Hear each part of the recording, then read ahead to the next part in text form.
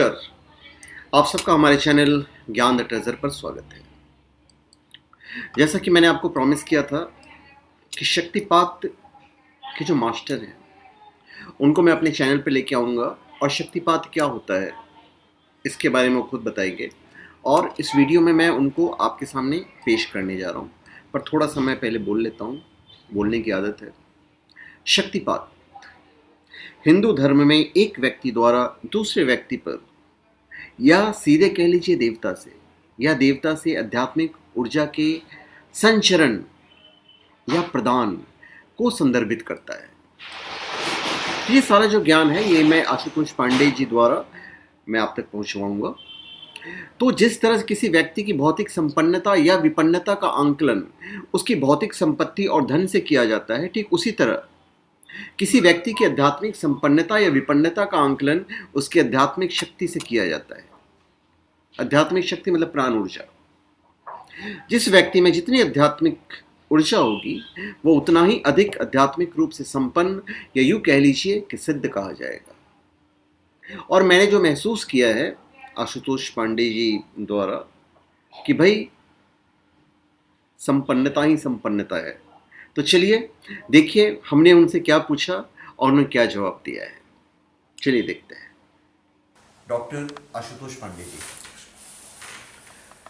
आशुतोष जी, पहले तो हम शक्तिपात पे ही आएंगे कि शक्तिपात क्या होता है, इसका एक्चुअल डेफिनेशन क्या होता है। शक्तिपात इन द सेंस की शक्ति और पात मतलब उसका एडिक्शन। शक्ति जो है वो क्या है? शक्ति का अर्थ है ऊर्जा। संसार में जो कुछ भी है वह ऊर्जा है। भगवान कृष्ण ने अर्जुन से गीता में स्पष्ट रूप से कहा है कि अर्जुन, यह संसार ऊर्जा का समुद्र है। ये संसार एनर्जी का ओशियन है और तुम भी एक ऊर्जा हो, मैं भी एक ऊर्जा हूं। तो यहां जो कुछ है सब ऊर्जा है।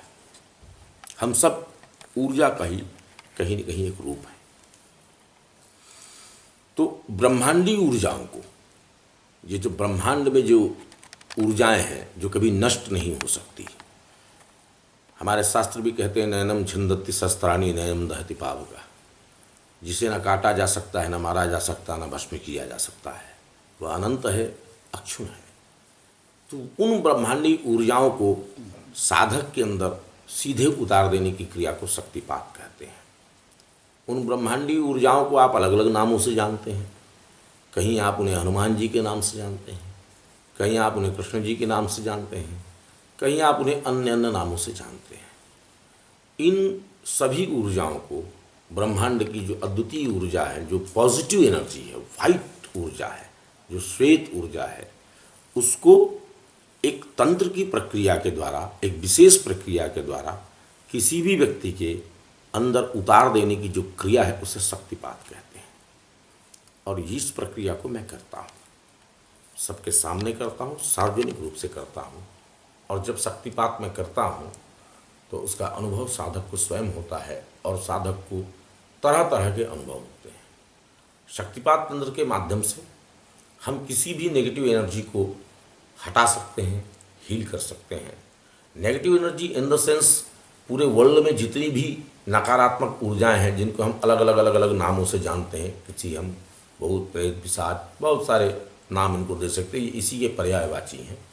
ये सब के सब all to all negative energy के नाम से जानी जाती है। नेगेटिव एनर्जी हम जो इकट्ठी कर लेते हैं, क्योंकि जब व्यक्ति जीवन में कर्म करता है तो दो प्रकार की ऊर्जाएं ही इकट्ठी करता है, एक पॉजिटिव एनर्जी और एक नेगेटिव एनर्जी। उदाहरण, यदि आप हरिद्वार आते हैं और माँ गंगा में स्नान करते हैं तो स्नान करते ही आपको क्या प्राप्त होता है?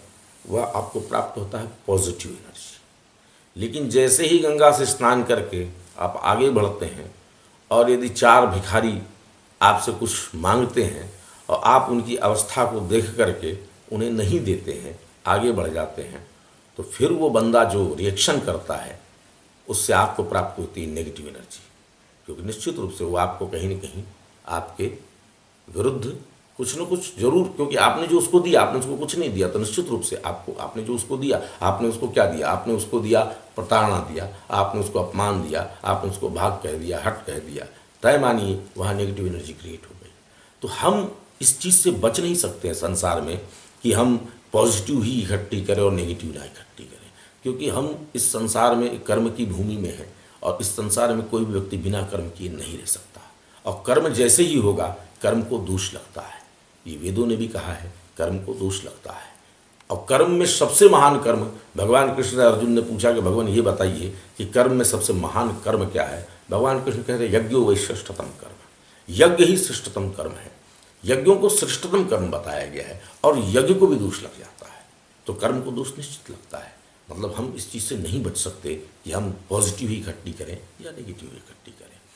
तो जब हमने पॉजिटिव नेगेटिव दोनों इकट्ठी कर ली है, तो निश्चित रूप से जो नेगेटिव ऊर्जा है, यदि हम उसको अपने भीतर से नहीं निकालेंगे, जो कि हमारे कुंडली के चक्रों में समाहित हो जाती है जाकर के, जो हमारे डीएनए तक पहुंच जाती है, तो उस नेगेटिव ऊर्जा को यदि निकाला नहीं जाएगा आपके चक्रों से, आप तय मानिए आप प्रारब्धगत लाभ, आप ऊर्जा का लाभ नहीं ले पाएंगे। साइंस के हिसाब से भी देखें तो positive into negative is equal to negative. Negative ऊर्जा जो होती है, नकारात्मक ऊर्जा, पॉजिटिव ऊर्जा पे हावी होती है। पॉजिटिव ऊर्जा जैसे ही नेगेटिव से मिलती है वो नेगेटिव में परिवर्तित हो जाती है और नेगेटिव ऊर्जा का रंग काला होता है। और काले रंग का यह महत्व है, आप जान सकते हैं, काले रंग पे कोई रंग नहीं चढ़ता, काला रंग समस्त रंगों को अवशोषित कर लेता है। इसका मतलब सबसे हैवी ऊर्जा हो गई है नेगेटिव ऊर्जा। इसको जब तक रिमूव नहीं किया जाएगा आपके चक्रों से, तब तक आपको प्रारब्धगत जो आपकी किस्मत से जो आप लेके आए हैं वो आपको प्राप्त नहीं हो पाएगा। आपको आशीर्वाद नहीं मिलेगा, आपको सकारात्मक शक्तियाँ नहीं प्राप्त हो पाएंगी जब तक हम नकारात्मक ऊर्जा को अपने अंदर से निकाल नहीं देते। तो शक्तिपात तंत्र के माध्यम से विदिन 10 to 15 मिनट हम किसी भी व्यक्ति की नेगेटिव ऊर्जा को काट सकते हैं, निकाल सकते हैं। पर जब आप नेगेटिव ऊर्जा निकालते हैं तो उस वक्त वो व्यक्ति जो है वो अनकॉन्शियस रहता होगा ना? देखिए, जब किसी पे शक्तिपात किया जाता है तो शक्तिपात होते ही उसका कॉन्शियस माइंड खामोश हो जाता है, कॉन्शियस माइंड उसका सो जाता है। और जो उसका सबकॉन्शियस माइंड है या अनकॉन्शियस माइंड, जिसे हिंदी में अवचेतन कहते हैं, चेतन और अवचेतन। चेतन वह है जो जाग रहा है, जो आपसे बात कर रहा है, जो स्पर्श कर रहा है, सूंघ रहा है, देख रहा है, महसूस कर रहा है, चेतन है। उस चेतन को सुला देने की प्रक्रिया और अवचेतन को जागृत कर देने की प्रक्रिया शक्तिपात है। हम शक्तिपात करके अवचेतन को जागृत कर देते हैं कुछ ही सेकंड के अंदर और चेतन को सुला देते हैं। और जब अवचेतन किसी भी व्यक्ति का जाग जाता है तो सबसे बड़ी क्रिया की जा सकती है, जो अपने आप में अद्भुत और अद्वितीय क्रिया है, वह है माइंड प्रोग्रामिंग। हम किसी भी व्यक्ति को ट्रांस में लेकर के उसके अवचेतन को जागा कर उसके माइंड की प्रोग्रामिंग कर सकते हैं। और माइंड प्रोग्रामिंग के माध्यम से किसी भी व्यक्ति के अंदर किसी भी विचार को, किसी भी स्मृति को मिटाया जा सकता है और उसकी जगह नई स्मृतियों को डाला जा सकता है। जैसे उदाहरण के लिए, यदि आपके अंदर कोई ऐसी चीज़ है जो कि आपको बार बार इरिटेट कर रही है, तो उसको अवचेतन के विज्ञान के माध्यम से हटाया जा सकता है और ऐसी चीज़ों को ला के डाला जा सकता है जो आपको आनंद देंगी, उन्नति देंगी, लाभ देंगी। एक प्रश्न था, आपने शक्तिपात किया और जिस पे आपने शक्तिपात किया वो अनकॉन्शियस हो गया, उसका जो अनकॉन्शियस हो गया और इमरजेंसी में आपको कमरे से बाहर जाना पड़ गया और आप जल्दी नहीं आ पाए, तब तक उस व्यक्ति के साथ क्या होगा? वो यूं ही पड़ा रहेगा या पानी की छींटे मारने के बाद वो जाग भी जाएगा? देखिए, जाग सकता है, पानी की छींटे मार के जगाया जा सकता है, उसको कॉन्शियस में लाया जा सकता है। और यदि मैं कहीं चला जाता हूँ या ऐसी कोई घटना होती तो थोड़ी देर में साधक अपने आप कॉन्शियस में आ जाता है। लेकिन हाँ, यदि हम चाह लें तो उसको घंटों तक उस अवस्था में रखा जा सकता है, घंटों तक। और मॉडर्न मेडिकल साइंस का कोई भी चिकित्सक उस सब्जेक्ट को कॉन्शियस में नहीं ला सकता। यदि हम चाह लें नहीं लाना है। इसका कोई साइड इफेक्ट अगर वो? इसका कोई साइड इफेक्ट नहीं होता, क्योंकि ये एक सिंपल सी नींद ही होती है। आप 2 घंटे की जगह 10 घंटे सो जाइए, ज़्यादा आराम ही मिलेगा आपको। जितनी देर बंदा ट्रांस पे रहेगा उतनी देर उसको आराम, आनंद और कॉस्मिक एनर्जी मिलती है। और इससे हम किसी भी बीमारी का, डिसीज़ का जो क्योर करने लायक हो, मतलब क्या किया जा देखिए, सकता लगभग है? 60 से 70% समस्याएं जीवन की, चाहे वो बीमारियां हो या अन्य किसी प्रकार का डिसऑर्डर हो, वो एनर्जी के डिसबैलेंस से होता है, नेगेटिव ऊर्जा की वजह से होता है। और 40% जो समस्याएं हैं, जो फिजिकल प्रॉब्लम्स हैं, उनको ठीक नहीं किया जा सकता है। जो फिजिकल डिसऑर्डर है उस पर यह विद्या काम नहीं करेगी, बट जो मेंटल डिसऑर्डर है, जो स्पिरिचुअल डिसऑर्डर्स पैदा हुए हैं, जो एनर्जी का डिसबैलेंस की वजह से, या किसी साधक ने, अक्सर करके साधक लोग जो है तरह तरह के मंत्रों को उपयोग करके अपने चक्रों को इधर से उधर, उसकी एनर्जी को डिसबैलेंस कर लेते हैं। किसी चक्र को ओवर एक्टिवेट कर दिया जाता है और किसी चक्र की एनर्जी लो हो जाती है, उसको बैलेंस किया जा सकता है बहुत आसानी के साथ। आपने जो विद्या हासिल की है, जैसे हिंदुस्तान में अभी तक हमने ऐसा कोई वीडियो नहीं देखा है यूट्यूब पे कि कोई शक्तिपात करे, तो सीधी बात आपने बहुत मेहनत की होगी, बहुत साधनाएं की होंगी, बहुत सारे मंत्र भी पढ़े होंगे, अपने गुरुदेव से सीखे होंगे, तो कितना वक्त लगा आपको ये सीखने में? देखिए, शक्तिपात तंत्र के अलावा भी बहुत सारी विद्याएं हैं जो मेरे पास हैं, और सभी विद्याओं के जीवित चैतन्य जागृत गुरु होना बहुत आवश्यक है। क्योंकि जीवन में तंत्र को तभी सीखा जा सकता है जब जीवंत गुरु हो।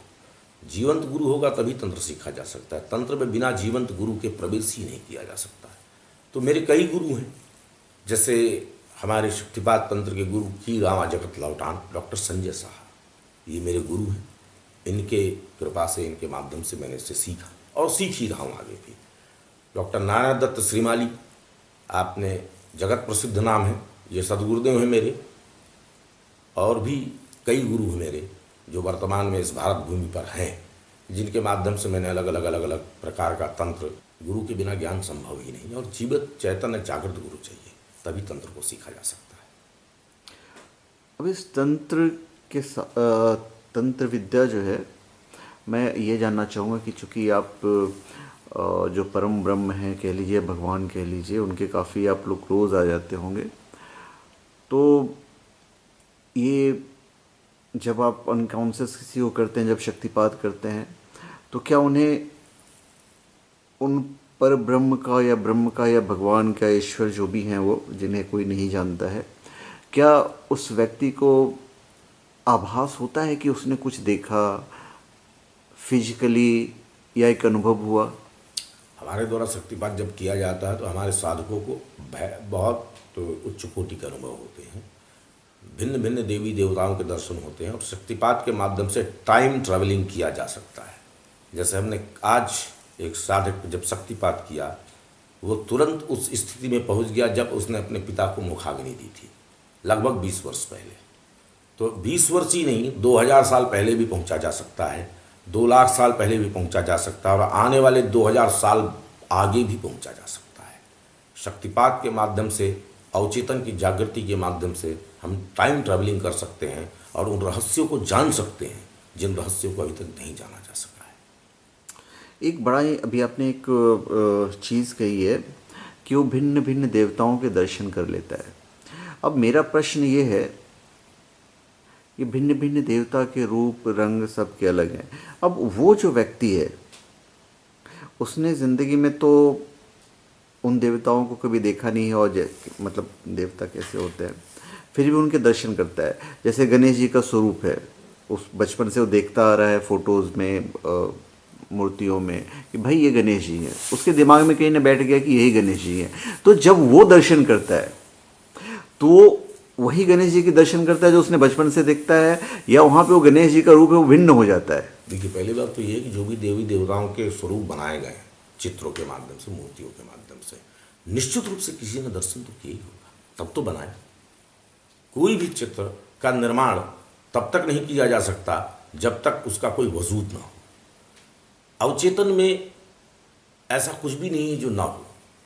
अवचेतन ही मैं मानता हूँ पूरा ब्रह्मांड है। अवचेतन में सब कुछ है, अवचेतन में सब कुछ प्राप्त किया जा सकता है। अवचेतन के माध्यम से हमारे ऋषि मुनियों ने बड़े बड़े चमत्कार करके दिखाए, जो आज भी करना संभव है और हो रहा है, कर रहे हैं। और निश्चित रूप से जब कोई साधक देवी देवताओं के दर्शन करता है, वो दर्शन प्रेजेंट होता है, वो सत्य होता है और उनका ओरिजिनल स्वरूप को देख सकता है। वो स्वरूप कई बार हमने देखा है मूल स्वरूप से थोड़ा भिन्न होता है। जैसे हमने एक शक्तिपात किया था साधक पर, और जब शक्तिपात किया तो उस पर हनुमत शक्ति का जब शक्तिपात चला तो उसने जो हनुमान जी के दर्शन किए, उनके हनुमान जी में ये फर्क था कि जिसके दर्शन किए उन हनुमान जी की पूंछ नहीं थी। ये बहुत अद्भुत बात थी कि हनुमान जी तो थे लेकिन उनकी पूंछ नहीं थी। और ये सत्य बात भी है कि हनुमान जी की पूंछ नहीं थी, पिछले 1000 वर्षों में पूंछ लगा दी गई। आप शास्त्रों को खंगाल के देख लीजिए, हनुमान जी बंदर नहीं थे। हनुमान जी एक प्रजाति से आते थे। उस कालखंड में जो वानर प्रजाति थी, जो वनों में रहने वाले नर थे, आज भी होते हैं। आज भी उस प्रजाति के लोग हैं, उनका चेहरा थोड़ा सा अलग टाइप का दिखाई पड़ता है, उनकी नाक थोड़ी चपटी होती है, तो लोगों ने उसको बंदर का स्वरूप दे दिया। हनुमान जी बंदर नहीं है, मैं इस चीज़ का सीधे खंडन करता हूँ और प्रमाणित रूप से खंडन करता हूँ। हनुमान जी बंदर नहीं है। हनुमान जी वानर प्रजाति के एक, मान के चलिए, व्यक्तित्व रहे, जो उस कालखंड में थे, जिनका नाम हनुमान हुआ और असीमित शक्तियों के मालिक थे, अतुलित बलधामा जो थे। और तो ऐसे कई देवी देवताओं के दर्शन होते हैं, उनके स्वरूप में कभी कभी भिन्नता होती है, क्योंकि ये ओरिजिनल स्वरूप है और जो आप जो देख रहे हैं चित्रों के माध्यम से, वो कल्पना है। अब एक अहम सवाल है, अनकॉन्शियस माइंड में, बेहोशी की अवस्था में आज जब आपने शक्तिपात किया तो उस बंदे ने हनुमान जी के दर्शन किए या जिसका भी दर्शन हुआ, तो सीधी बात, जब हम भगवान का दर्शन करते हैं तो एक बहुत ही पॉजिटिव ऊर्जा है। अब ये जब व्यक्ति जागता है, शक्तिपात के से मुक्त होता है, अब चूंकि उसने भगवान के दर्शन कर लिए तो सीधी बात उसका कल्याण होना निश्चित है। अब ये जो कल्याण की जो अवधि है, ये जो प्रभाव है पॉजिटिव एनर्जी का, ये कब तक उस पर हावी रहता है? ये लॉन्ग लाइफ हावी रहता है, क्योंकि हम इसको उसके अंदर लॉक कर देते हैं। यदि हमने लॉक नहीं किया तो वो एनर्जी आके निकल जाएगी, लेकिन यदि हमने लॉक कर दिया तो वो एनर्जी कभी नहीं निकलती है। वो तब तक रहेगी जब तक उसे लॉक रखा जाएगा या जब तक उसे मेरे द्वारा निकाला नहीं जाएगा। और मेरे अलावा इस पूरे ब्रह्मांड में उस ऊर्जा को कोई नहीं निकाल सकता। फिर तो उसकी ज़िंदगी संवर जाएगी। संवर ही रही है लोगों की। मेरे पास ऐसे प्रमाण है, सैकड़ों प्रमाण हैं, जिसमें सिर्फ और सिर्फ 15 से 20 मिनट के शक्तिपात में 25 से 30 साल पुराने जटिल रोग समाप्त हो गए, वो भी MS सर्जन जैसे डॉक्टरों के, जो स्वयं चिकित्सक हैं, उच्च कोटि के। ऐसे लोगों की बीमारियां जिनका खुद इलाज नहीं कर पा रहे थे, वो मात्र 15 मिनट के शक्तिपात में समाप्त हो गया। ये मेरा अनुभव नहीं है, उन डॉक्टर्स का अनुभव है। मैं उनका नंबर दे सकता हूँ, आप उनसे बात कर सकते हैं उन लोगों से। ऐसे सैकड़ों मेरे पास उदाहरण है कि शक्तिपात के माध्यम से जटिल समस्याओं को समाप्त किया जा सकता है। शक्तिपात के माध्यम से आध्यात्मिक जागरण किया जा सकता है, कुंडलिनी का जागरण किया जा सकता है, चक्रों को क्लीनिंग किया जा सकता है और पूरी चेतना दी जा सकती है। चक्रों को प्राणस चेतना से भरा जा सकता है। और चक्रों की क्लीनिंग, हीलिंग और प्राणस चेतना भरना कोई छोटी मोटी प्रक्रिया नहीं है, तंत्र की दुरूह प्रक्रिया है ये। और इसको करने के बाद साधक को तत्काल लाभ मिलता है। जो 15 से 20 मिनट का या 10 मिनट का शक्तिपात होता है, उससे जब वापस साधक आता है, वो स्वयं बताता है कि उसका शरीर पूरा हल्का हो गया, पूरा एनर्जेटिक हो गया। और जो उसको प्रॉब्लम थी, उसके शरीर में कहीं दर्द था, कहीं ब्लॉकेज था, कहीं किसी प्रकार का एनर्जी का डिसबैलेंस था, वो देन एंड देयर ठीक हो जाता है। मैं देवेश कांत दुबे कोंडागांव का रहने वाला हूँ। मैं एक समय था, आज से 16 साल पहले से, मैं पढ़ाई लिखाई के चक्कर में बाहर जाना हुआ यार, दोस्ती यारी के चक्कर में मैंने पीना खाना चालू कर दिया, जिससे मेरी स्थिति बहुत ख़राब हो गई। मेरे परिवार वाले मेरे से परेशान रहने लगे, समाज में मेरी इज्जत बची नहीं थी। आज 2.5 महीने हो गए। 2.5 महीने पहले मैं पांडे जी से मिला। उन्होंने मुझे देखा, मेरी स्थिति को जाना। उन्होंने कुछ भी नहीं किया, सिर्फ अपनी आँखों से मुझे पूरा परख लिया, मेरी परीक्षा ले ली और आज 2.5 महीने हो गए। मैं नशे से मुक्त हूँ। मुझे आज इसकी ज़रूरत ही नहीं पड़ती, ना मेरी इच्छा होती है। आप भी इसका लाभ उठाएं, कोंडागांव आएँ, महाराज जी से मिलें, वो आपको इसकी सुविधा ज़रूर देंगे, आपकी सेवा में ज़रूर यहाँ आपको पर इसके लिए तत्पर कोई रहेंगे। दवा दिया गया? कोई भी दवाई इसके लिए नहीं दी गई है आपको मुझे। छुआ गया, टच किया गया, आपको ना कुछ ही बोला मुझे गया? छुआ गया, ना टच किया गया। मुझे सिर्फ उनके सामने 10 मिनट बैठना था, जिसके बाद मैं आज तक शराब को हाथ नहीं लगाया, ना ही मैं नशा किया। अब आप बिल्कुल बेहतर फील कर रहे हैं? अभी मैं एकदम रिलैक्स हूँ, कोई कोई स्ट्रेस नहीं है, कोई नशा कोई की? तकलीफ नहीं। यहाँ तक कि जो इज्जत घर में चली गई थी, वो भी अब सही सलामत है। पहले आप कितना दारू पीते थे पूरे दिन में? मैं दिन भर में कम से कम 3 से 4 बॉटल ख़त्म कर लेता था रोज? और रोज। सुबह से पीना शुरू कर और देते थे? सुबह 5 बजे से पीता था मैं, अर्ली मॉर्निंग, 5 बजे से? जो किसी की उम्मीद भी नहीं है, कोई सोच भी नहीं सकता। मैं चाय पीना छोड़ दिया था, दारू पीता था। अब आप बिल्कुल स्वस्थ हैं एकदम स्वस्थ। भगवती की कृपा से। थैंक यू, माता रानी का आशीर्वाद है, अभी मैं बहुत अच्छे से। धन्यवाद। तो ये मैं बिल्कुल बिल्कुल थोड़ा सा ये पार्ट मैंने आपको बताया है, क्योंकि मेरी इनसे जो मुलाकात हुई है हरिद्वार जैसे पावन स्थल पे हुआ है, और ये जो मुलाकात है ये हम मिले नहीं। हम कुछ भी जो कर्म करते हैं ये पहले से फिक्स होता है, ऐसा मेरा मानना है। उस पर भी कभी इनसे हम चर्चा करेंगे, उसके बारे में भी बताएंगे। तो इस तरह के जो सेशंस हैं वो चलते रहेंगे। अभी हरिद्वार के होटल में और रात के 2 बज रहे हैं, और अभी हम और भी बहुत सारी बातें करेंगे जो हमको आपको पार्ट वाइज दिखाते चले जाएंगे। और ये सारे के सारे धर्म से रिलेटेड होंगे, ज्ञान से रिलेटेड होंगे। आपको मज़ा आएगा कि एक्चुअली में है क्या। जैसे आपने बहुत सारे एस्ट्रोलॉजर्स को देखा है, बहुत सारी वो बातें करते हैं। तो आगे चल के ये भी हो सकता है, जैसे अभी इन्होंने ये कहा कि अगर हमने किसी के अंदर पॉजिटिव ऊर्जा डाल दिया और उसको लॉक कर दिया तो उसकी ज़िंदगी भी संवर सकती है। तो आगे चल के मैं ऐसा भी दिखाऊंगा आपको कि मैं किसी ज्योतिष को बुलाऊंगा, वो कुंडली देखेंगे। वो कुंडली देखने के बाद अगर वो कहते हैं कि पूरी ज़िंदगी ऐसी भिखारी रहेगा, तो फिर मैं उस व्यक्ति को इनके सामने पेश करूंगा। हो सकता है ऐसा मौका 1 साल बाद होगा, हो सकता है। तो आपको हमेशा ये वीडियो देखते रहना पड़ेगा कि वैसा वीडियो मैं आपको दिखाता कब हूँ, और उसकी जो ज़िंदगी है उसका बदलना इनका काम रहेगा। तो आप भी, हो सकता है आपके साथ भी ऐसा हो सकता है। नंबर तो दिया हुआ रहेगा ही, हमारा नंबर तो आपके पास, आप सबके पास है, हमसे ही बात कर सकते हैं। इनका भी नंबर रहेगा, आप डायरेक्ट इनसे बात कर सकते हो। ये रहते हैं छत्तीसगढ़ में, कोंडा, बस्तर क्षेत्र में। तो अभी आगे चल के ये तो हमारे शक्तिपात के बारे में मैंने हिंट दे दिया, और बहुत सारे में हम लोग बातें करेंगे, और ये सारी कन्वर्सेशन में आपको हमेशा दिखाता रहूँगा। धन्यवाद।